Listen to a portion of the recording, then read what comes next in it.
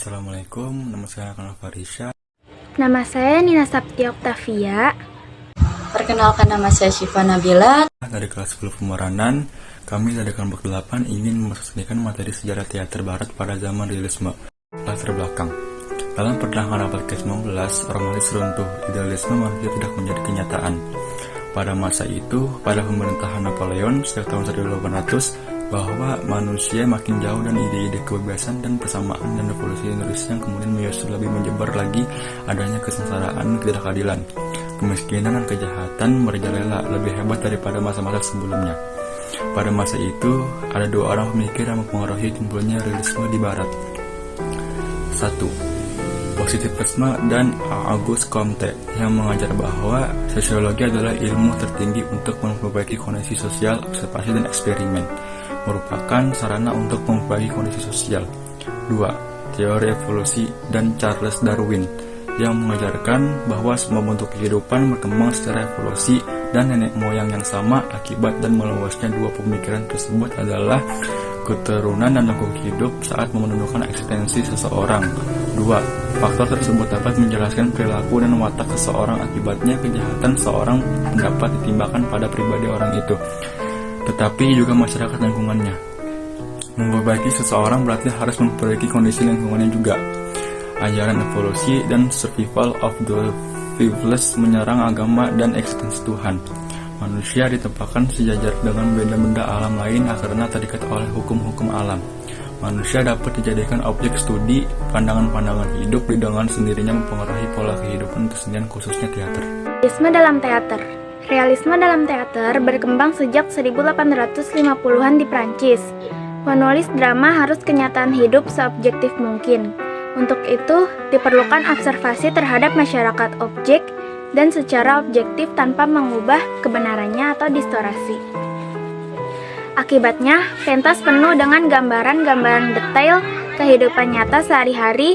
Mereka tidak lagi masa lampau, tetapi hanya menggambarkan masyarakat sekarang.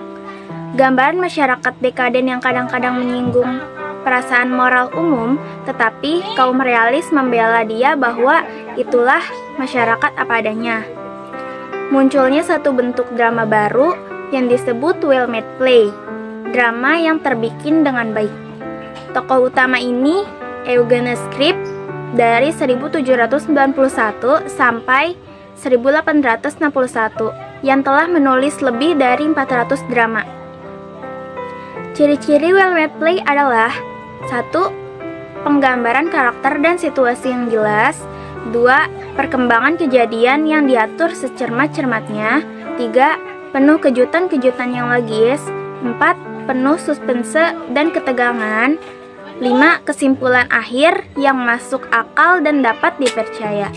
Tokoh realisme Alexander Dumas Fils. Pada tahun 1824 sampai 1895, novelis Dumas Junior ini muncul pertama kali dengan novel yang berjudul Wanita Berbunga Kamelia pada tahun 1847. Tahun 1849, novel tersebut diteaterkan, tetapi naskah ini mengisahkan hidup seorang pelacur, maka pemerintah melarangnya sampai tahun 1852. Bahasa dan objeknya memang cenderung realisme, tetapi penggarapannya agak romantik, yaitu pelacur yang berhati emas.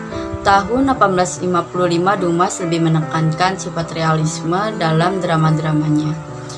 Emile Yogert pada tahun 1820 sampai 1889, ia dikenal sebagai penulis drama dengan satire politik dan sosial zamannya. Dia banyak berbicara tentang kekuasaan uang, bahaya orang-orang gereja dalam bidang politik, wanita-wanita yang jatuh menjadi pelacur.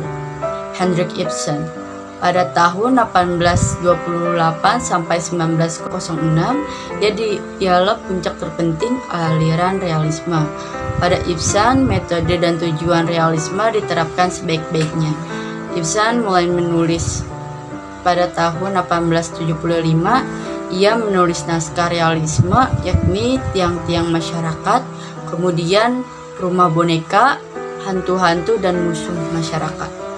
Drama-drama Ibsen menekankan gambaran watak manusia, obsesinya, pengaruh nilai-nilai palsu dalam masyarakat terhadap kehidupan pribadi yang harus berbuat secara palsu pula. Kejujuran dan kekuatan penggambaran karakter-karakternya begitu mempesona dan sekaligus mengagetkan penontonnya. Ini sebabnya drama-drama Ibsen dilarang dipentaskan di beberapa negara. Baru dalam abad ke-20 drama-dramanya diterima di seluruh dunia. Dramanya yang beraliran baru adalah angsa liar. Sejak itu simbolisme semakin kuat dan agak pribadi, serta menekankan watak tokoh makin diutamakan drama-dramanya. Yang bersifat demikian adalah Edda Gebler, The Master Builder, dan Apabila Kita Bangkit dan Mati pada tahun 1899. Pengaruh Ibsen sangat besar dalam abad ke-20, terutama dalam simbolisme yang dicampur aduk dengan realisme. Itu saja hasil materi teater realisme dari kelompok 8. Kurang lebihnya mohon maaf. Wassalamualaikum warahmatullahi wabarakatuh.